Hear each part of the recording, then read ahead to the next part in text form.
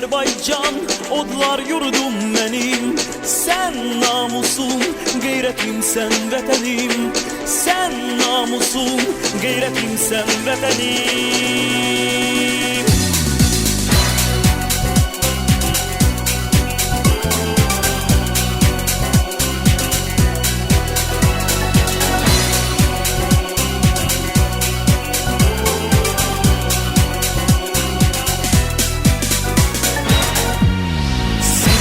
Vətəni adını tut uca, qürur ilə söylə vətənim var. Hər bir qarış torpaq nurlu ocaq, igid oğul vətəni qoruyar. Uğrunda ölən varsa vətən var. Vətən anadır, biz övladıyıq. Vətənə layiq olsaq var olar. Çünkü biz bu vətənin adıyıq.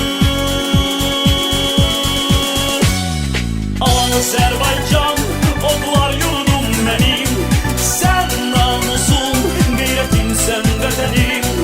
Azerbaycan odlar yurdum benim. Sen namusum, gayretim, sen vətənim. Sen namusum, gayretim, sen vətənim.